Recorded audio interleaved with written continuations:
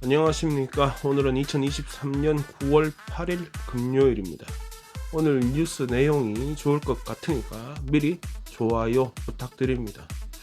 이번 주에 뷰수가 3자리는 나오는 편이라서 각 영상에 대한 통계도 좀 보게 되었는데 생각보다 한국에서 보는 분들 숫자가 많았습니다. 한국에서 살면서 이런 뉴스 보면 과연 어떻게 들릴까 좀 궁금하긴 합니다. 호주 국적기인 퀀타스는 CEO가 조기에 자리에서 내려가면서 앞으로 어떻게 되겠지 이렇게 기다려 본다 쳐도 퀀타스 돈 벌어주게 하려고 쉴드 쳐준 것으로 보이는 호주 정부의 설명은 단지 국익을 위한 결정이었다 이렇게 대답을 해 왔었습니다. 연일 의회에서 카타르 항공의 증편을 막은 정부의 결정에 대한 근거를 캐어내고 있는 가운데 어제 교통부 장관 캐서린 킹은 자신이 카타르 항공의 시드니, 브리스번, 멜번으로의 총 28개 증편 거부 결정을 내린 사람이다 이렇게 밝혔습니다. 결정은 지난 7월 10일에 이루어졌었는데 캐서린의 말에 따르면 6월에 편지 한 통을 받은 적이 있었고 그것이 결정적이었다 이렇게 말을 했습니다. 편지에는 여행을 갔다가 도하 공항에서 별다른 동의도 없이 총을 겨눈 상황에서 신체의 내밀한 부분까지 정밀 검색을 당하였고 이후에 사과를 요구하였는데 무시당했다고 합니다. 이에 대응하여서 카타르 항공의 증편을 막아달라 이런 내용이 편지에 있었다고 합니다. 이후에 캐서린은 이 여성에게 답장을 보내서 네가 겪은 거에 대해서 심히 유감이고 그래서 카타르 항공의 증편 신청은 불허할 것이다 이렇게 알렸다고 합니다. 실제로 같은 날 호주 정부는 카타르 항공의 증편을 공식 거부했습니다. 공식 거부가 있고 나서 지난 7월 중순 캐서린 장관은 호주 여성이 도하 공항에서 당한 수모가 거부 결정에 영향을 끼친 것은 아니다 라고 말을 했었다가 어제 의회에서는 직접적인 결정이었다, 직접적 결정 이유였다 이렇게 말을 바꾸어 버렸습니다. 그런 수모를 당하고 나서 카타르 항공이 호주에 더 많은 비행기를 보내겠다 하면 물론 당연히 싫을 것 같습니다. 어떤 면에서는 그걸 이유로 해서 분명히 증편도 막아야 하고 되려 나라 들어오는 것도 막아버릴 수도 있다고 생각도 합니다. 그러면 정부 차원에서 증편을 신청하고 말고 간에 이미 똑같은 일이 벌어지지 않도록 강력하게 항의하고 조치를 취했어야지 말이 맞는 거 아닌가. 증편 신청을 받아주면서 더 강력한 조치를 요구하고 그렇게는 못 풀었을까? 실제로 그것이 그렇게 문제라면 아예 호주에 못 들어오게 막아야 하는 게 아닌가? 여러 가지 생각이 들면서 이렇게 느낌적으로는 뭔가 이제 큰 거가 뒤에 있는데 그거 감추려고 지금 이 이야기 하는 것은 아닐까? 이런 생각까지도 듭니다. 현재 해외 출장 중인 안소니 알바니지 호주 수상이 올해 안으로 중국을 방문한다고 공식 발표하였습니다. 작년 발리에서 열린 G20 때 시진핑이 안소니를 중국에 초대한 적이 있었고 이번에 자카르타에서 열린 동아시아 정상회의 참가하면서 중국의 총리 리장하고 회담을 하고 그러고 나서 그 초대장 받아들이고 공식 발표한 것입니다. 양국 정상회담으로 인해서 지난 몇 년간 긴장 상태가 상당히 해소될 것으로 기대가 됩니다. 무역 부문에서는 호주가 코로나19에 대한 조사를 지지한 이후에 중국이 딱 삐져가지고 호주산 수입품 대부분을 막아버렸죠. 그러다가 최근에 하나둘 풀어주고는 있는 상황인데 연말 정상회담은 팬데믹 전의 호주 중국 그 무역 수준까지 회복시켜 줄 것으로 기대가 됩니다. 또 중국의 억류 구금되어 있는 호주인들의 석방에 대해서도 일단 리장 총리와 의견을 나누었다고 합니다. 그래서 이후에 중국을 방문하게 되면 이에 대해서 시진핑과 더 많은 대화를 나눠서 긍정적 결과를 이끌어낼 것으로도 기대가 됩니다.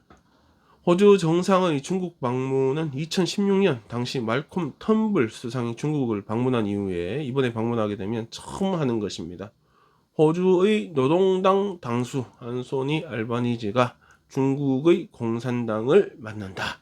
한국에서 들으면 호주하고 한국하고 외교 관계가 끊기지 않을까 그런 생각도 한번 해봅니다. 호주 정부는 야생 고양이들에 대한 전쟁을 선포하고 국민들의 적극적인 참여와 관심을 촉구하였습니다. 어제 정부는 야생 고양이들이 다른 야생 동물에게 가하는 공격을 막기 위한 구체적 계획을 수립하겠다, 이렇게 발표하였습니다.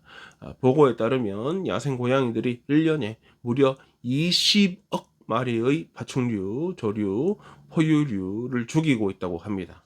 고양이가 지난 200년 동안 멸종된 포유류의 멸종 원인의 3분의 2 이상 그 역할을 해내었다, 뭐 이런 분석이 있는데, 호주의 경우 호주 토착 야생 동물들의 멸종 위기에 이 야생 고양이들이 큰 활약을 벌이고 있다고 합니다.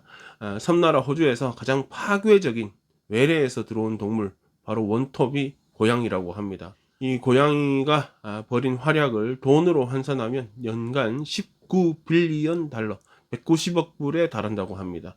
고양이가 뭐 직접적으로 공격해서 뭐 위협적이기도 하지만 얘네들이 이제 먹을 거리도 다 먹어치워버리고 질병도 나르고 뭐 이런 게 더 큰 문제라고 합니다. 정부는 이 전쟁 승리를 위해 계획을 수립하기로 하였고, 그 계획 수립에 국민들의 참여를 독려하고 있습니다. 웹사이트 들어가 보면 자신의 의견을 제시할 수도 있습니다. 내셔널 오스트레일리아 뱅크 (NAB) 내셔널 뱅크가 지난 분기 1.75 빌리언 달러 순이익을 발표하고 잉크가 채 마르기도 전에 222명 인원 감축을 공식 발표하였습니다.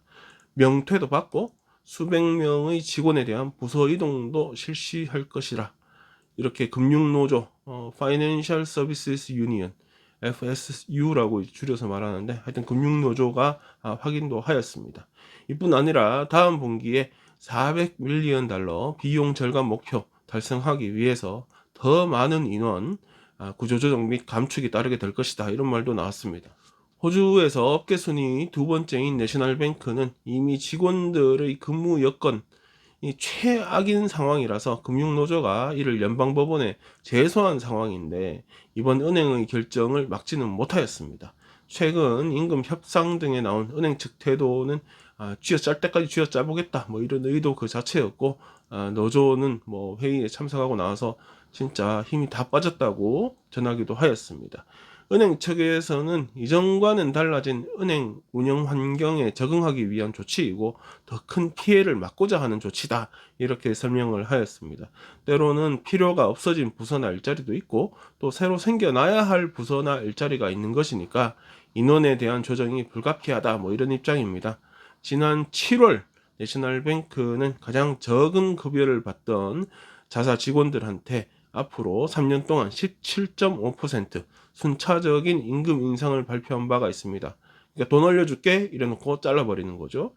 또 같은 7월 컴뱅크 또 250명 감축할 거라 발표한 적이 있고, 더 무서운 거는 5월 이후에 웨스트팩 은행 같은 경우는 이때까지 750명을 해고시켜 왔었습니다.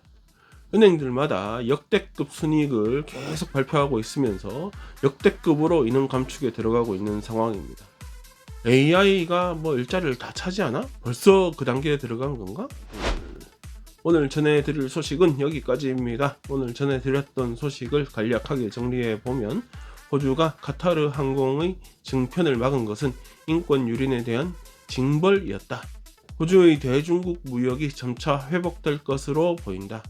호주가 야생 고양이와의 전쟁을 선포하였다. 내셔널뱅크가 돈은 벌었지만 사람은 자르기로 했다. 한편 어제 저녁 있었던 멜번과 콜링우드 AFL 2023년 결승 시리즈 첫 경기는 콜링우드가 승리하였습니다. 즐거운 주말 계획하시기 바랍니다. 저는 다음 주에 또 뵙겠습니다.